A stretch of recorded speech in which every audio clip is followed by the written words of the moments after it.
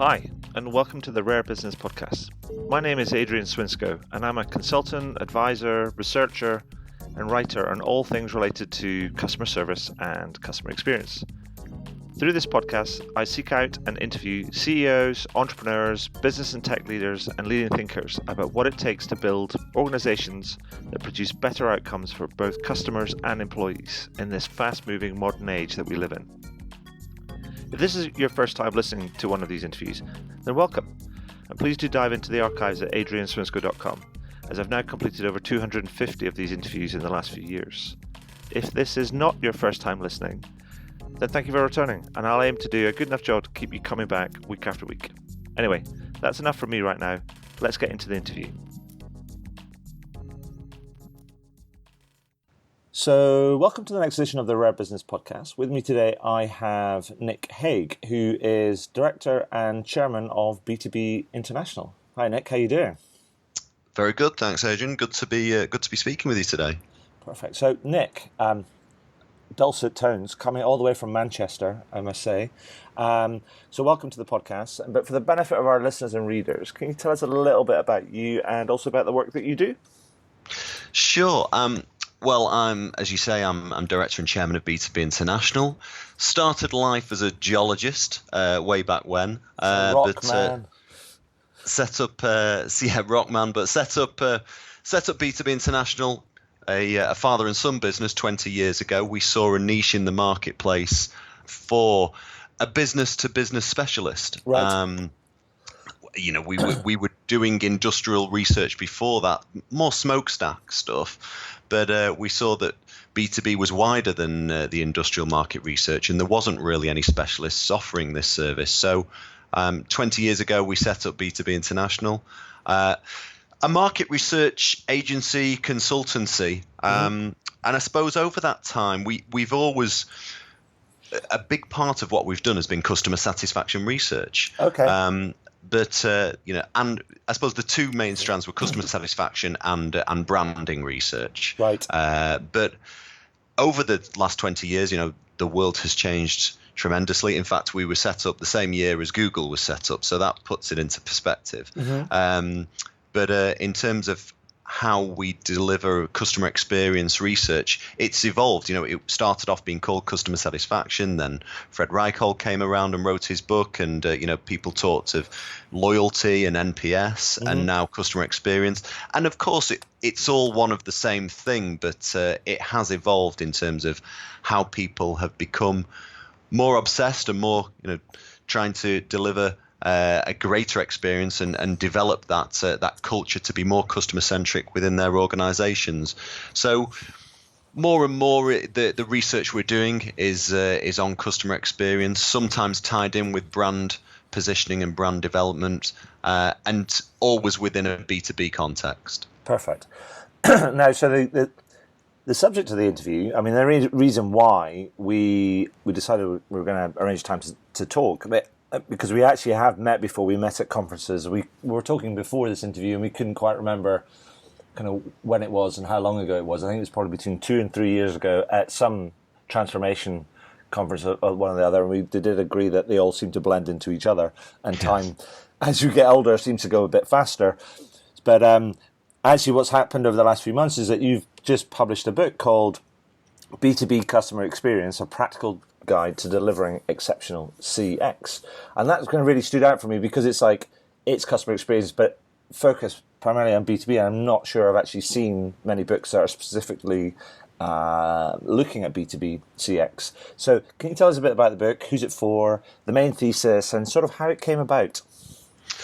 Well, it came about actually because of these, conferences, events globally that I've been going to, and other colleagues of mine around the world, and always interested in the subject matter. So going to hear what others are talking about, but all the time it always seemed to be consumer B2C examples, and of course our mainstay is B2B, and so we felt there was a massive hole in the marketplace for a book like this. So obviously with the 20 years experience what we've done for our clients for B2B International, we felt we'd lean on that experience and put it down in paper as a guide. Okay. So in terms of offering advice, for that step-to-step journey of plan mapping, structuring, how to implement and control customer experience. And we wrote it in mind. There's case studies. I carried out numerous interviews with clients within that to help to bring it to life in terms of case studies. So it's positioned for marketers, customer experience managers, directors, insight managers, but even C-suite execs as well. From multinational corporates, maybe down to directors of SMEs, helping them to understand and be those practitioners of developing better customer experience. Perfect. So what I did is I took a look at the book and I pulled together some questions that I thought would give people who are listening in and or reading the highlights a bit of a flavour of the book. Yeah. But I guess before we kind of get into that, the first question I want to ask was, what's the key differences between business to business and business to consumer kind of CX? But I also wanted to ask you to reflect on kind of what's this. A lot of people talk about business to consumer, and we don't business to business as an area. It seems this big thing, but we don't resize it, and it feels like it's a big shadow that lurks in the background sometimes. Yeah. Because business to consumer just dominates the news and the commentary that gets talked about. So, could you give us a bit of an idea of what you think the size of the opportunity is relative to business to consumer, and also what do you think are the key differences between business to consumer and business to business customer experience?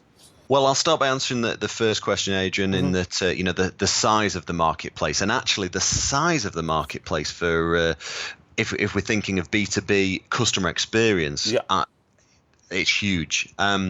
It really is huge. We think of the number of companies out there. For example, it depends. B2B is obviously SME, mid-market, and multinational corporates. Sure. But SMEs are the economic engine of most markets. In fact, in the UK, for example, half of all jobs in the UK are and account for half of our GDP. So, it's huge for customer experience. I think in terms of market, so I don't know the number on that. I do know the figure in terms of a market research, which is where we start before we start to implement any customer experience initiative. And I know that the global market for market research is estimated to be around $44 billion, and the B2B segment in which we play is around and about 10% of that. So, it's a smaller part of the market research industry, but it's still a $4 billion market globally. And I think then if you look at customer experience within that's bigger. So it's big business. But in terms of the key differences between B2C and B2B, there's similarities, of course. We're looking to deliver against customer needs. Otherwise, they will walk and go elsewhere with the business. I think the main difference is that as consumers of everyday products, it is easy for us to take our business elsewhere if we're not satisfied. And therefore, there's this huge incentive for the B2C companies to try hard and deliver that very best customer service. And in general, they do. Otherwise, economics will provide, the fact that if they don't improve, they'll go out of business. Sure. So, you're looking to deliver against expectations. And I think this is the problem in B2B markets. It's about meeting expectations.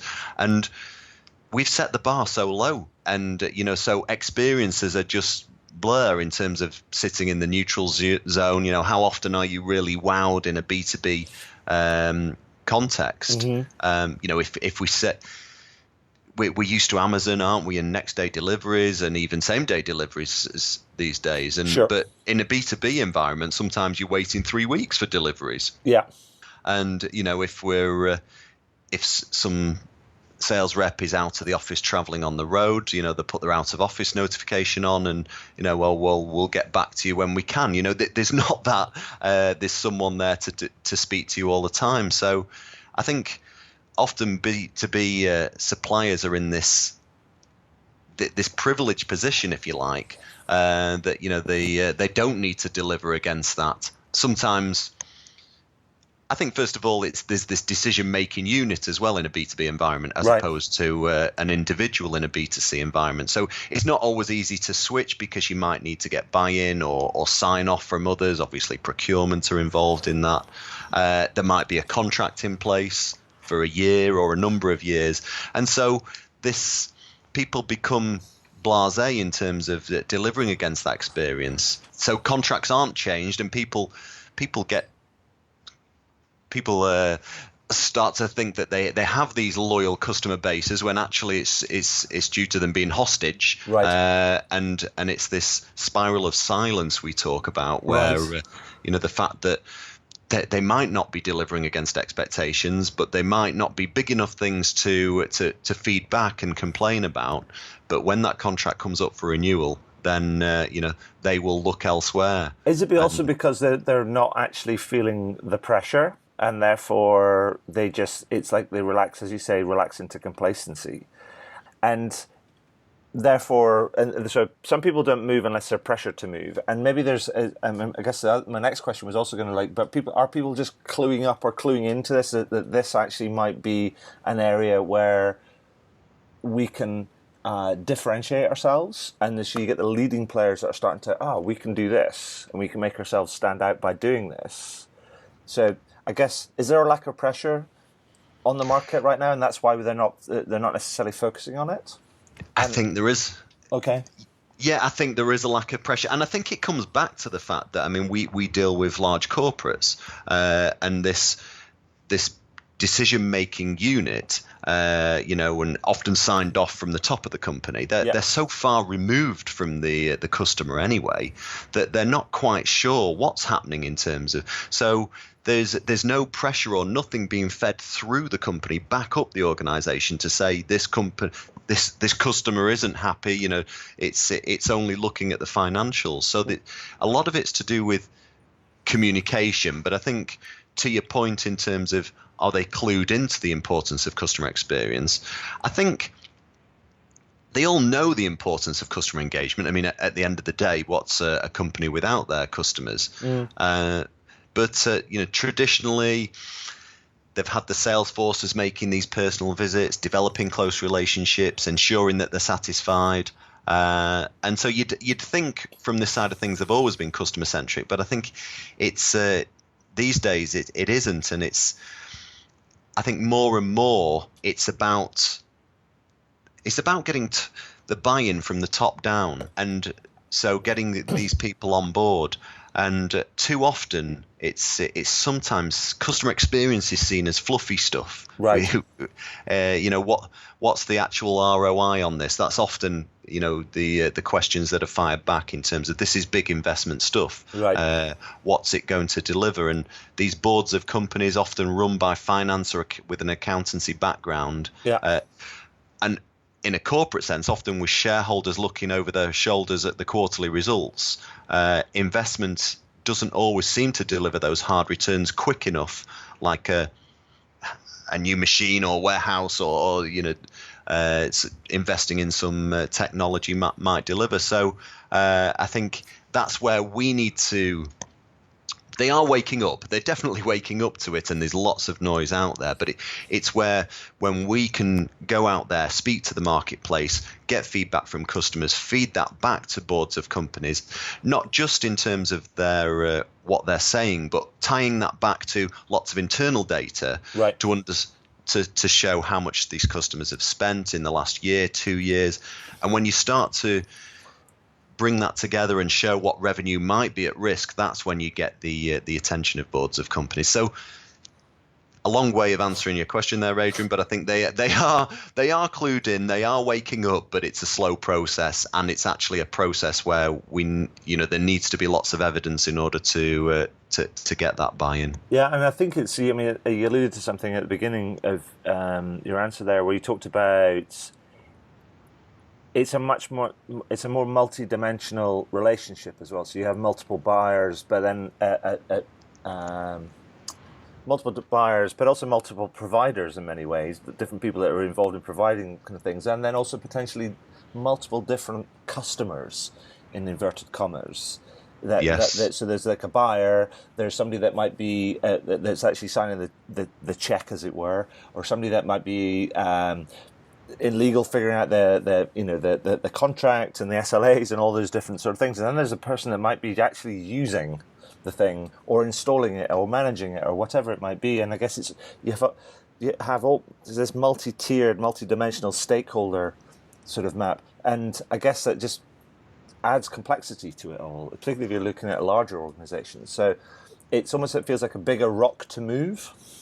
It does, and I think that's where in terms of the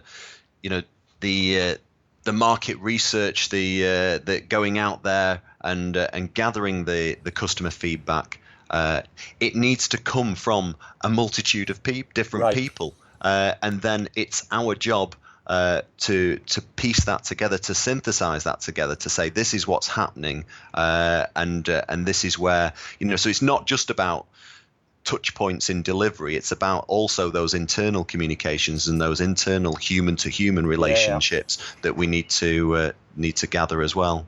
So do you think in your travels and your research, I mean, are there some sectors that are more clued up than others? I mean, I can probably guess of which what they might be, and which are the ones that are obviously just need to do a lot of catching up, and so I mean, I guess because if the people are listening into this, they might go, right, well, okay, fine, that sounds if it's applicable to me. Now, if I need to go and find some people to watch or to learn from, exemplars as it were, then which sectors do you think they should be sort of looking at in terms of these are the ones that are leading the pack?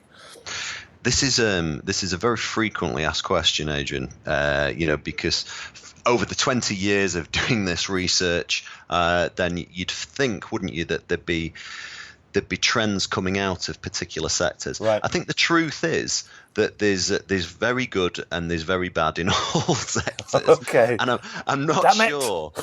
I'm not sure whether there's a particular sector even. I mean, what I would say is that there's always in that value chain, in that supply chain, we're at talking B2B, but there's always there's always a consumer at the end of it. Yes.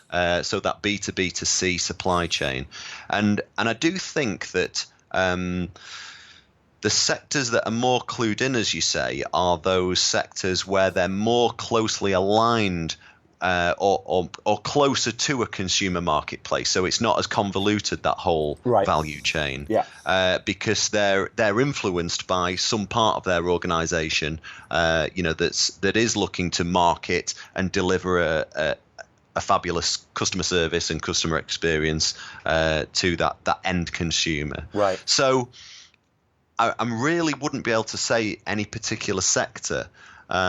Maybe because of how things have evolved over the years, then you might say that the tech sector or the ICT sector, aligned with telecoms, maybe. But again, I think this is because it's so closely linked with consumers and B2B sectors.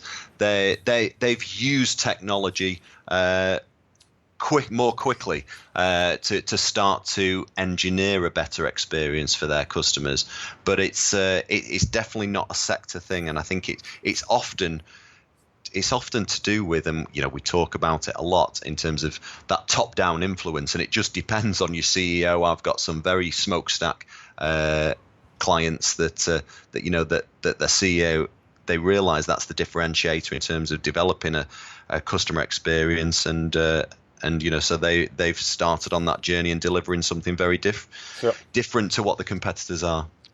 So digging into it a little bit more, I mean, it's like, so, I mean, when it comes to, a lot of people might be thinking about going, oh, okay, we need to do more on this, I need to take a closer look on it. I mean, is the process different?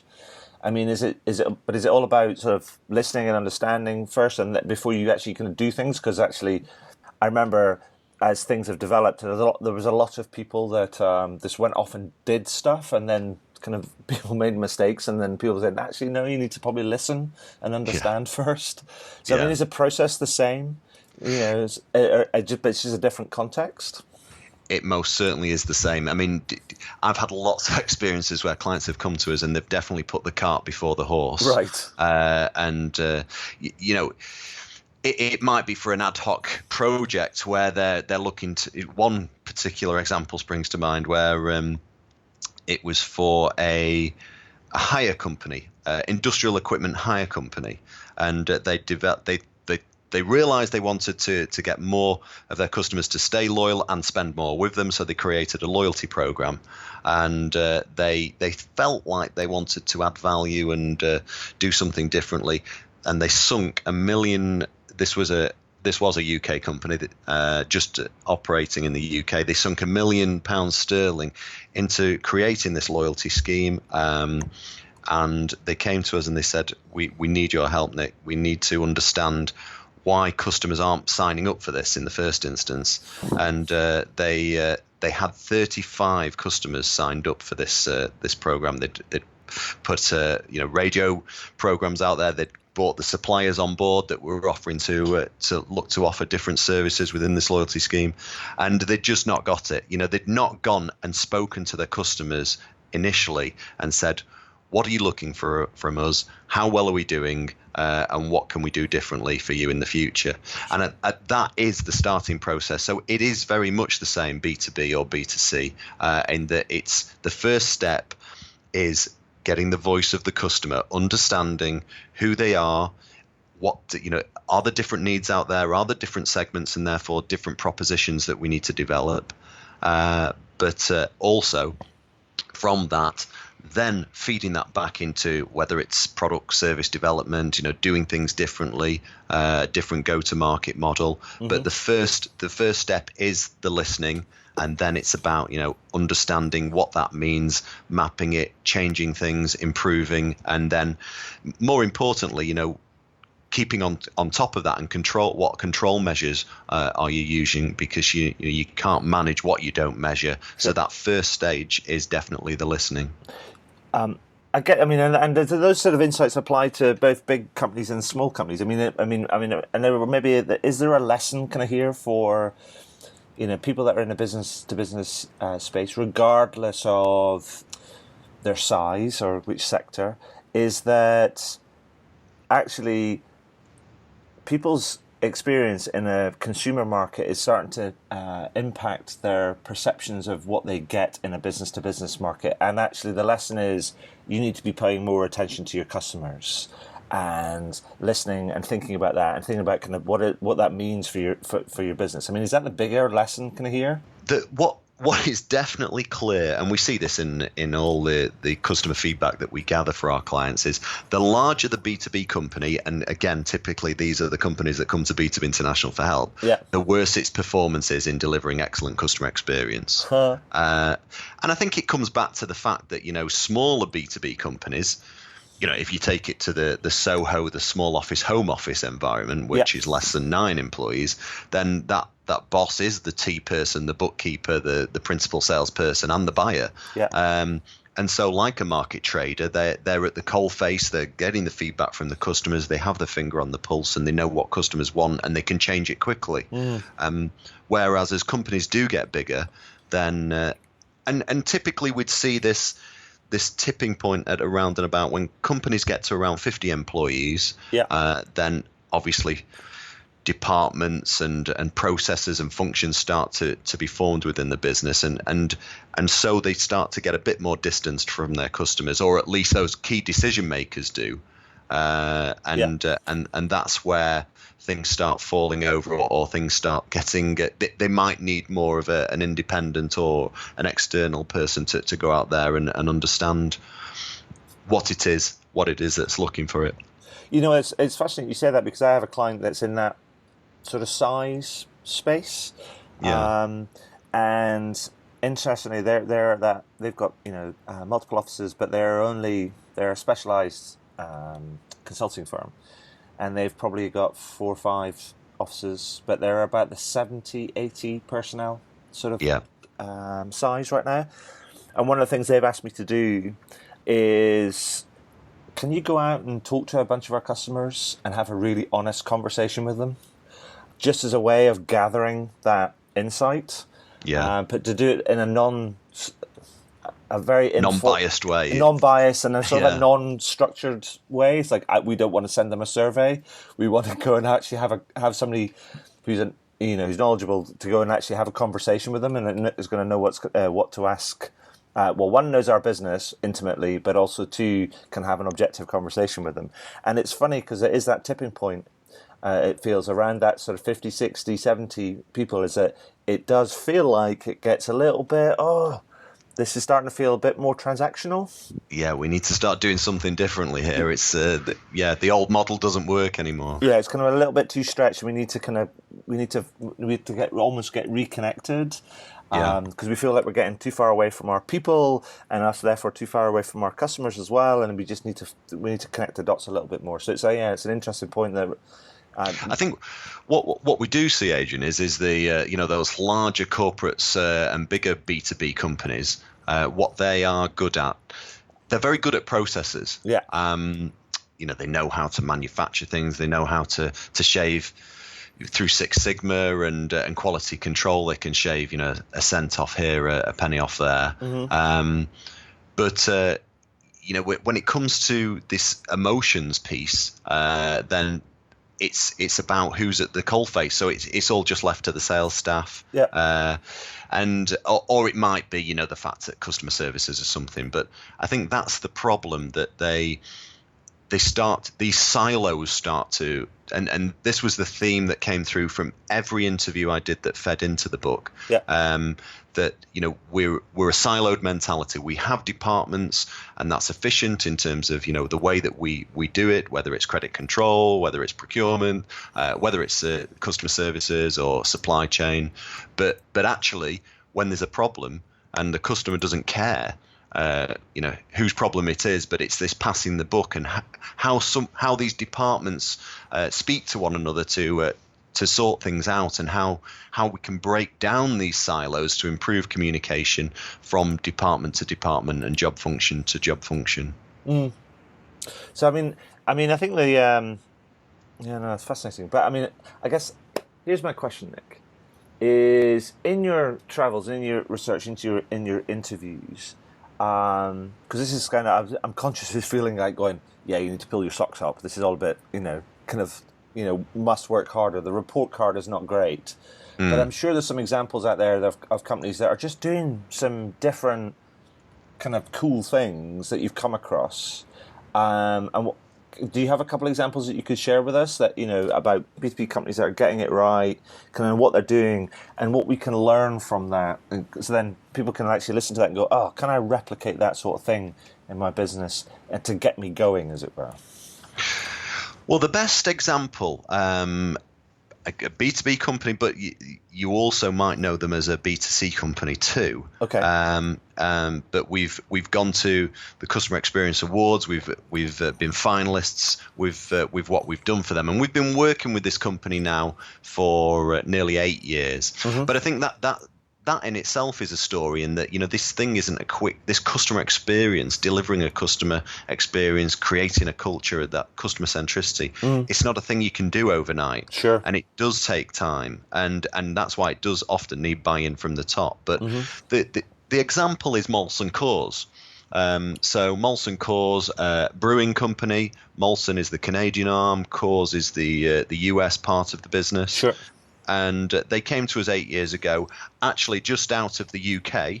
Right. And it was a particular small division within the UK for their independent business. So speaking and delivering to the independent outlets such as, the Dog and Duck on the corner, but also local golf clubs, conservative and working men's clubs, restaurants, hotels, those people that could choose which alcohol they bought from them. And we started speaking to their customers, and we started to. Well, the first initial deep dive, we went out, we spoke to the customers, we fed this back. It started with journey mapping, understanding those touch points, but we fed back what the end-to-end picture looked like, where they were failing, and then we started to develop a program on the back of that.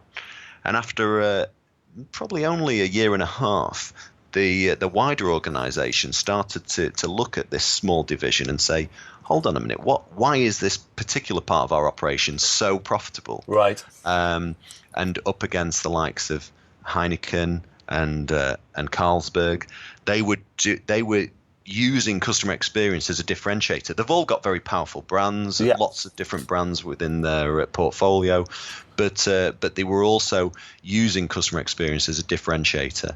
And from there, from small seeds and acorns do large trees grow, and we're now working with them, over in North America, in Central Europe, and from what started with, it started within a marketing initiative, and they now have over 40 customer experience managers in the different countries around the world, focusing on this and delivering something different. And so I think how they've done that, well, they did get the top-down buy-in very quickly, but it was about making sure that they showed that what it was delivering to the bottom line, and then keeping it fresh with these customer experience managers and some of those initiatives, keeping the communication going internally, externally, doing things different, but all the time listening to the customer and evolving as it went. Right. I mean, it also kind of seems to be that the lesson there as well, I mean, and it applies to small companies as well as equally to small companies as well as large companies, is that if you're going to start small, experiment, be a bit more agile in your approach, start small, experiment, learn, and then make what you're doing really good, and then scale from there, rather than just kind of doing a big kind of almost like one-shot deal in many ways. Yeah, it's like boiling the ocean otherwise, isn't it? It's completely. There's so many different ways or different areas that can work upon, and I think that is often the first recommendation when we're talking about how to get buy-in, but how to start to get traction in an organization. Yeah, you get the intelligence. You speak to the customers. You got that first of all. You understand where you're doing well, where you may be failing, and you look at where you can get those easy, quick wins, and you start to make a difference. Yeah. And then from there you start to build, and the story then builds because it's got some substance behind it. People can start to see some change, and people buy into it because. We're talking about customers a lot here, but very much, and again, this is where I think the best organisations that we work with, you're starting to tie that employee engagement with your customer feedback, and it's no surprise that there's a correlation between highly engaged employees. It starts with them first. They've got to be bought into the whole process to deliver that excellent customer experience. I mean, so you talked about the this idea of quick wins and stuff, and I know that there might be some people that are listening to this and they're looking for clues, the kind of the signposts, as it were, that going, tell me where to look. So, in your experience and taking this sort of approach and helping people sort of figure out where to start and things, I mean, what have you learned in terms of where are some of the obvious places where people can look first for quick wins? Is it well, I'm not going to second guess it, but do you have some guidance that you could offer our listeners and readers about where they should be looking for quick wins in order to gain some traction and to generate some momentum in this sort of process?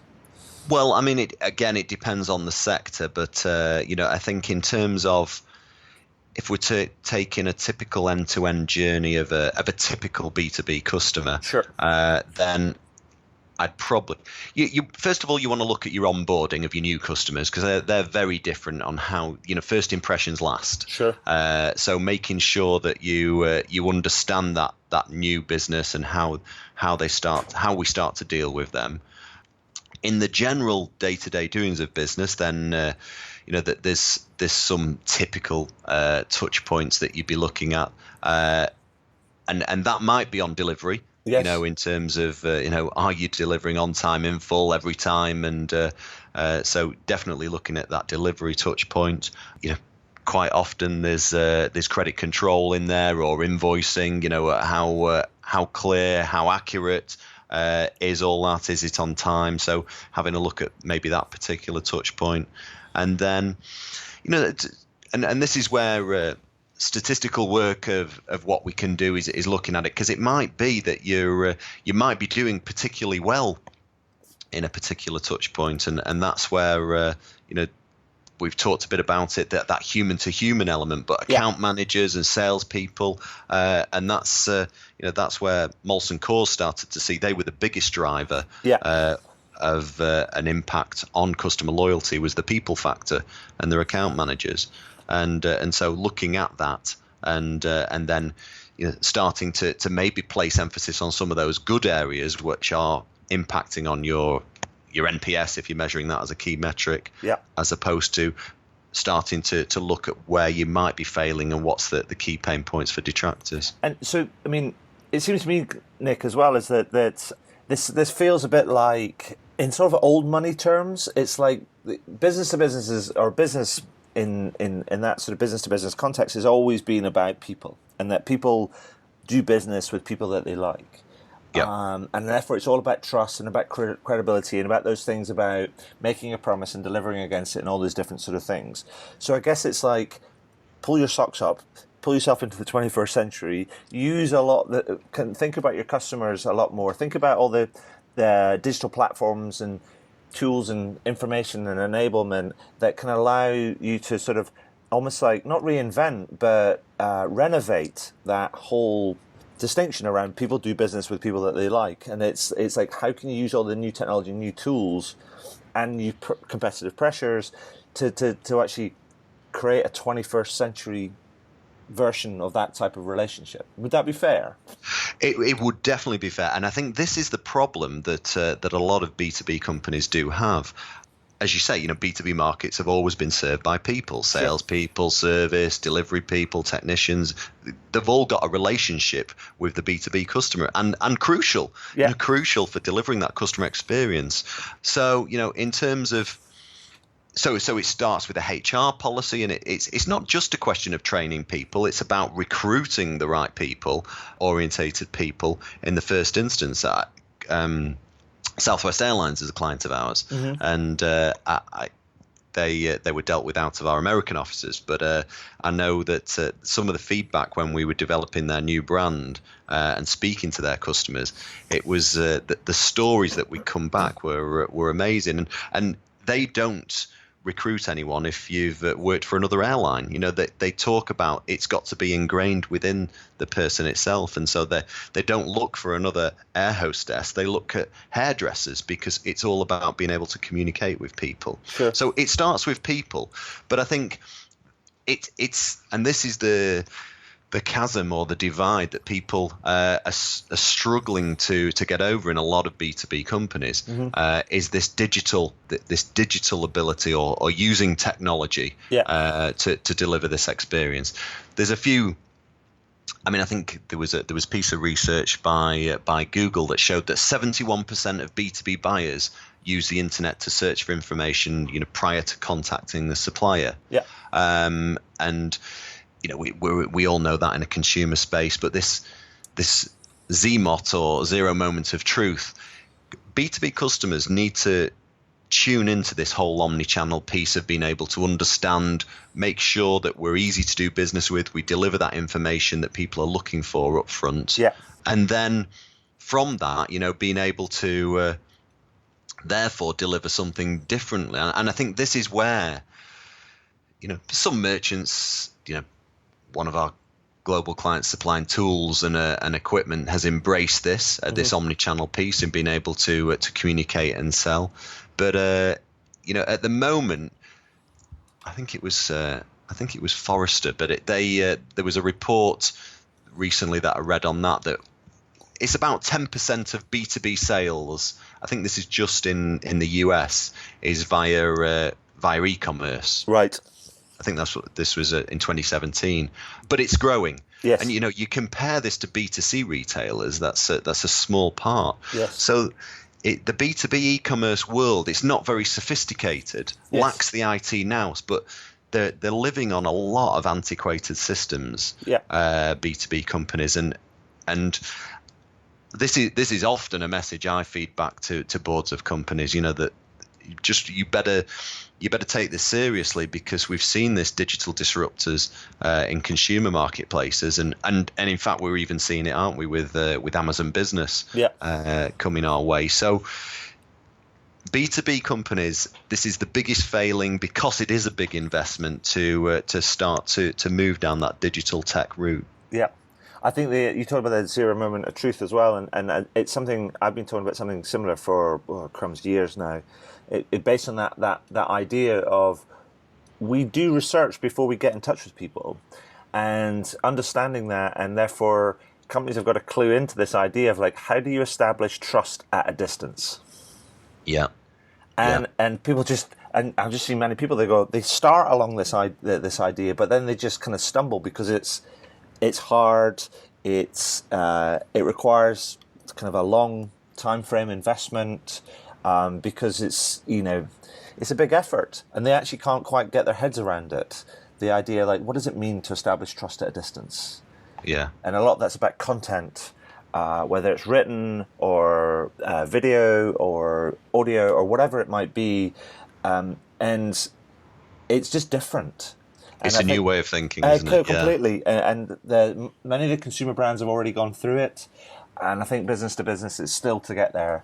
And it's the challenges that they might think, oh, but our business is not that interesting. Why would people want to read the stuff that we write about ourselves or what we do? You're like going, well, people are searching for stuff that you do, and therefore your challenge is to make it interesting.